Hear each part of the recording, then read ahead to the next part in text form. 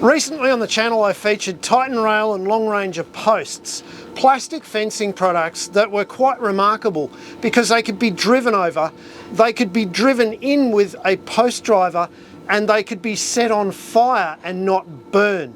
Today I'm here at Think Manufacturing in Port Arlington, Victoria to find out not only about their amazing fencing products and how they're made, but also about a wider range of product that they're creating out of the waste we throw in the bin every day. It's an inspiring story about turning this into that. Jack, how are you, mate? Very good, Tim.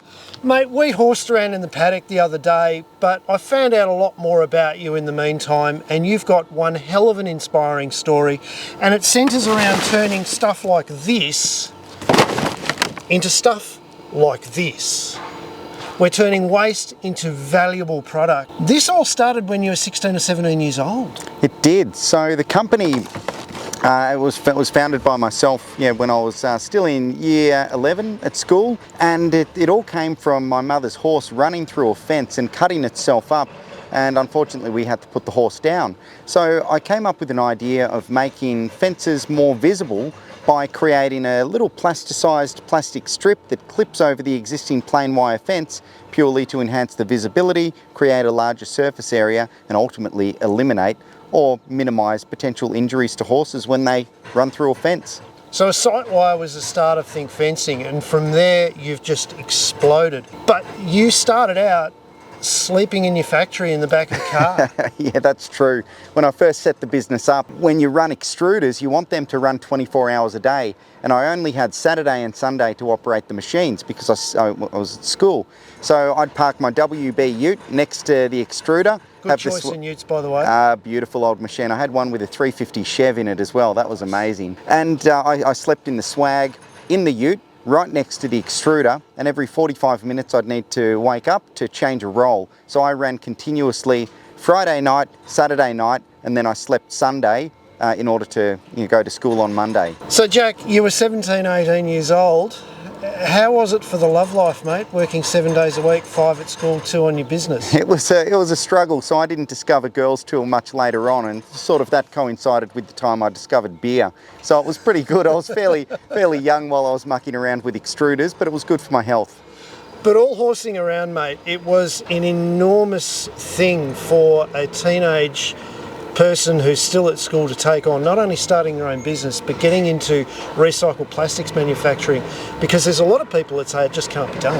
That's right. And so the whole company, where it is now, is all about doing things that other people can't do or don't want to do. So with the amount of material that goes into landfill, which is tens of thousands of tons a year, I just found that really hard to comprehend and fathom that no one's actually come up with technology in order to modify that material and ultimately upcycle it into new and exciting products. And you're doing this in a regional town in Victoria, employing locally and creating jobs for 32 people now.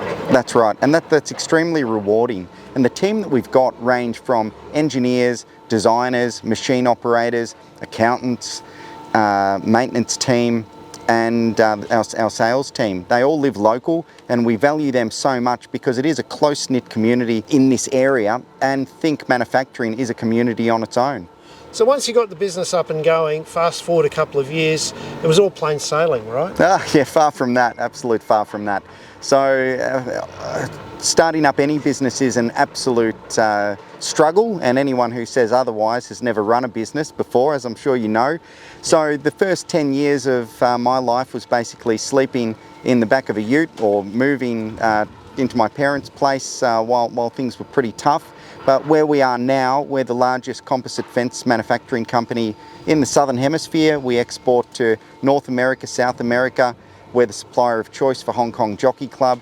Racetrack Running Rail, in collaboration with Simtrack, goes to basically every continent, and our fencing's used globally, and it's just been a really, really exciting business to grow.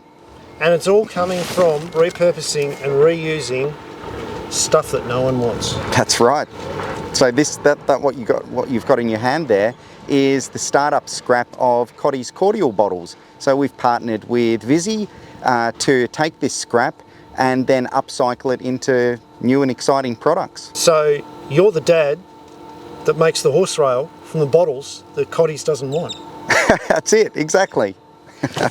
Now, the other interesting thing about your business is that you seem to love a challenge. You don't just recycle one type of plastic, which is what a lot of people do and set themselves up to do. You've even got gift cards here, spent gift cards that you recycle and turn back into plastic products. Yeah, so last year Bunnings approached us to look at if we could do something with their gift cards, Power Pass cards, and all these cards which were historically thrown out. Because they're made of PVC, we can handle them, we can modify them. And you actually turn them back into a product that Bunnings then reuses and sells to customers. And I look forward to showing that to you this afternoon. From my limited understanding of recycled plastic, using different types of plastic that's potentially contaminated is a really tricky thing, and a lot of people run away from that. But you've got a lab here and you actually do your own testing and produce your own feedstock. Absolutely. So we've developed technology around analysing the PVC feedstock. So PVC can be used in anything from IV drip line to garden hose, downpipe, decking, fencing, cladding, gift cards, credit cards, automotive seals. It's all PVC. And those are all things that you use? Absolutely. We use all of those materials. But if you look at a garden hose is totally different polymer to a gift card, different properties. Yeah. So what we're doing is we're analysing those properties to see where it sits on a spectrum that we've developed. And then we modify those properties through synergistic blending, where if we need something a little bit harder than a gift card, we might put some fluorine in it, some plasticized fluorine. Now, people say you can't do that, but Mike, your business partner, is in charge of all the analysis. Let's go and have a chat to him and find out a little bit more about this plastic recycling miracle. Sounds good. Mike.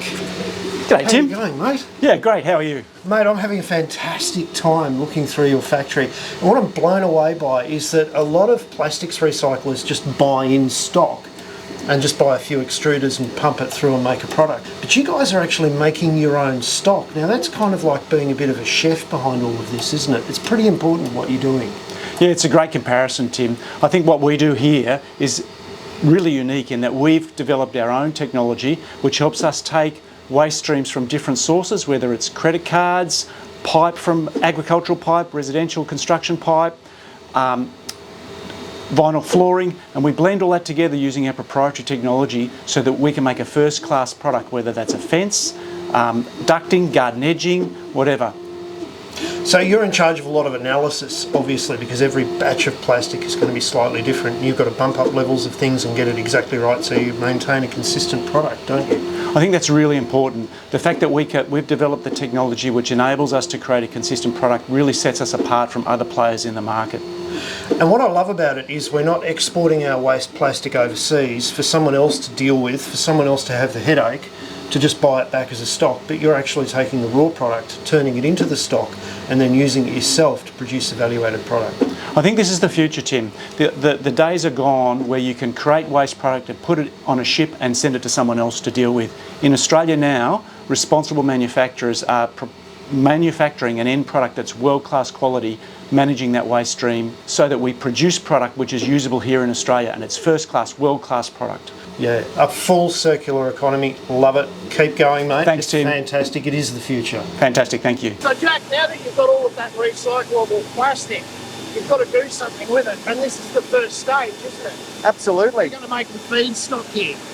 But I would imagine that you've got lots of different kinds of plastics that you're trying to recycle. That's right. So what we do here is we've got some technology that no one else in the world has, and we take what you can see behind us is 6 different types of PVC feedstock that we're homogenising in this giant fountain blender here. And we bring it up to a certain consistent status where we can then analyse the polymer and dose it according to what properties we require out of that polymer. Now, you were originally told by many plastics recyclers that this was impossible to combine all these different plastics into one product, but you've managed to crack it. Well, that's like a red rag to a bull for me. So when someone says it can't be done, I say, hold my beer. Well, Jack, let's have a look at a few of your products. And this is the start of a product that viewers of this channel will be most familiar with, which is your Titan rail. And you have to combine Australian-made wire with two different types of plastics.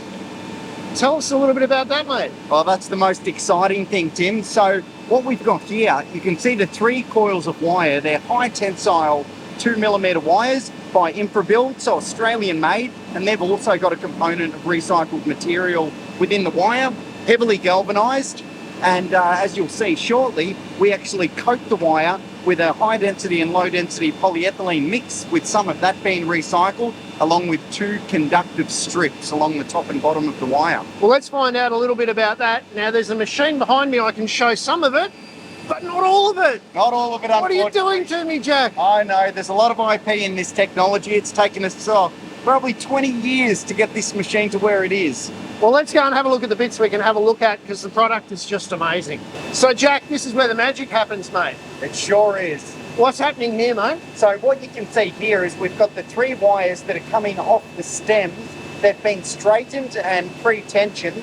So I can't unfortunately show you anything behind us or anything below us. Because you're doing something pretty high-tech. You're combining different plastics materials into the one product with conductive wire. Yep, so we've got conductive wire, conductive polymer coming in from either side of the profile, and we're molecularly and mechanically bonding the wire to the polymer. The trick to making our Titan rail conductive is this highly carbon-filled polyethylene.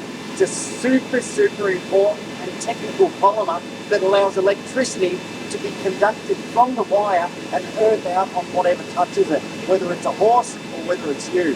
Hopefully it's not you peeing on a fence.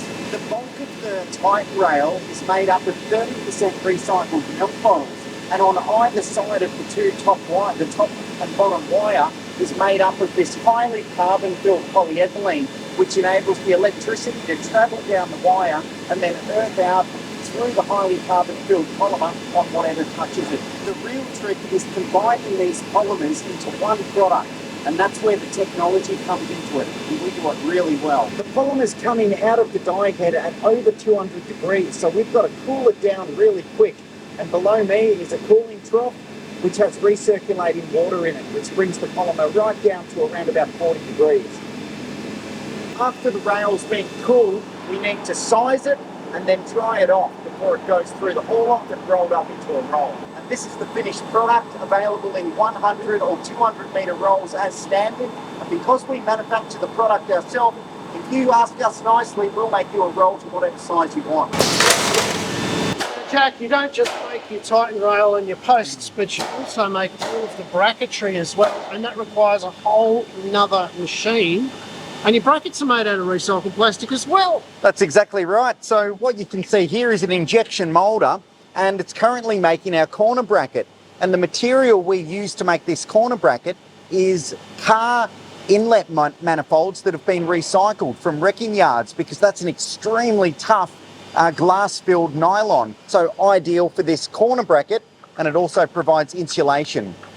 Unbelievable. So even the auto industry can recycle parts of cars and turn them into horse fencing that's going to last for 50 years. Absolutely. Now, Jack, it's not just the fencing that you make. You've actually changed the name of your company recently as well. We have, Tim. So From Think Fencing to... Think Manufacturing. Okay, now that's pretty critical, because you're manufacturing a lot of recycled plastic products for companies such as Bunnings. We're standing in front of the machine that makes edging for Bunnings right now, aren't we? That's exactly right. So this machine that we've created, we developed this machine on the back of the technology that I showed you earlier around modifying PVC. So what we're doing is we're taking material such as Bunnings gift cards here. Oh, can I have one? There's no money left on them. Bunnings gift cards.